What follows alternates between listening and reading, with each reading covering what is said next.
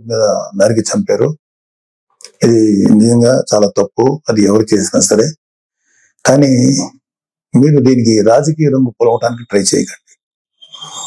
మీరు first point YCP నేత జగన్మోహన్ రెడ్డి గారికి మర్యాదపూర్వకంగా చెప్పేది ఏంటంటే, ఇంతకాలం మీరు శవ రాజకీయాలు చేసే ఎంత దూరం వచ్చారు. జనాలు మీరు చెప్పే మాటల్ని నమ్మటం ఎప్పుడో మానేశారు. ఖచ్చితంగా ఈ హత్యకి సంబంధించి మేము కూడా ఖండిస్తున్నాం. ఖచ్చితంగా ఎలాంటి వ్యక్తులైనా సరే, ఈ వెనకాల ఉన్న వాళ్ళు ఎవరినైనా సరే పట్టుకొని కోర్టుకు తీసుకెళ్లి శిక్షించాలని మేము కోరుకుంటున్నాం. అయితే ఇంకొక విషయం ఏంటంటే, గంజాయి ఇన్ఫ్లుయెన్స్ తో కూడా ఉండుంటది ఎవడైతే చంపాడు అని కూడా బయట ఉంది. సో ఇలాంటివన్నీ రకరకాల వెర్షన్స్ వస్తున్నాయి. సో మీరు అర్జెంటుగా వినుకొండ వచ్చి ఆ చనిపోయిన కుర్రవాడికి ఒక పార్టీ నాయకుడుగా మీ సానుభూతి తెలపడం అనేది మాకు ఎటువంటి అబ్జెక్షన్ లేదు, మంచిది కూడా తెలుపుతాం. కాకపోతే మీరు దాన్ని రాజకీయ రంగు పోలిని ఇంకా గట్టిగా నెల 10 రోజులు కూడా కాకుండానే ప్రభుత్వం ఏర్పాటు అవ్వకుండానే మీరు రకరకాల విమర్శలు చేసి అక్కడికి వెళ్ళి జగనన్న పథకాలు, జగన్ మామ, ఇంకా ఎంతకాలం మీరు ఇలాంటి మాటలు మాట్లాడతారు? అధికారం ఉన్నప్పుడు నటించారు, అధికారం పోయినప్పుడు నటిస్తున్నారు.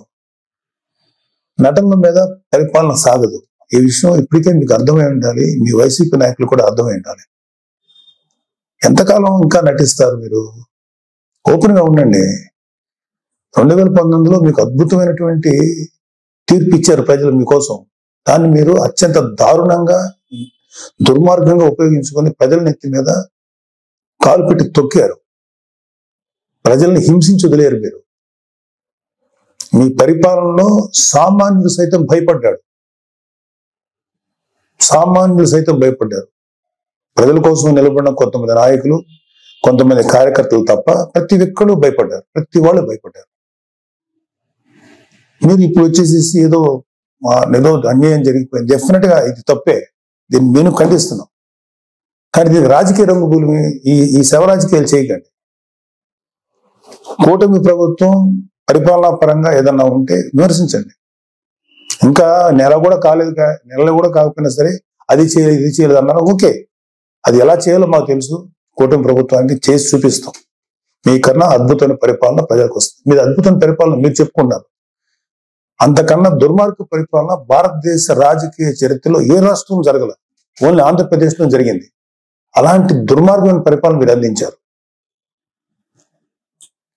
అంటే కొన్ని కోట్ల రూపాయలు, వేల కోట్లు, లక్షల కోట్ల రూపాయలు ప్రభుత్వానికి, ఖజానాకి గండి కొట్టి, నెక్స్ట్ అసలు అంటే ప్రభుత్వాన్ని సర్వనాశనం చేసి, ఒక గవర్నెన్స్ ఏ విధంగా కొనసాగనివ్వకుండా నాశనం చేసి, మీ పరిపాలనలో లక్షల కోట్ల అవినీతి జరిగితే దాని గురించి మీరు ఎప్పుడు మాట్లాడలేదు. అంటే మీరు పెట్టిన బొక్క, అంటే మన రాష్ట్ర ఖజానాకి కనీసం 2-3 మినిమం 4-5 ఏళ్ళు పడుతుంది మినిమం ముందు ఆ బొక్క పుడ్చడానికి. అంత పెద్ద బొక్క పెట్టి వెళ్ళిపోయారు మీరు ఆంధ్రప్రదేశ్ రాష్ట్రానికి. అర్జెంటుగా అది చేయలేదు, ఇది చేయలేదు. నెల రోజులు కూడా కాలేదు స్వామి. 2019లో పరిపాలన మొదలుపెట్టినప్పుడు 6 నెలలు మాట్లాడలేదు ప్రతిపక్షంలో ఉన్నాం మేము.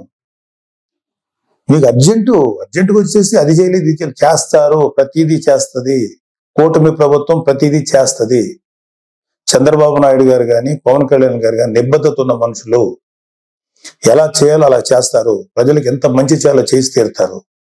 మీలాగా పర్ఫార్మెన్స్ లో దొంగ మాటలు చెప్పి తప్పించుకునే వ్యక్తులు కాదు, గుర్తుపెట్టుకోండి.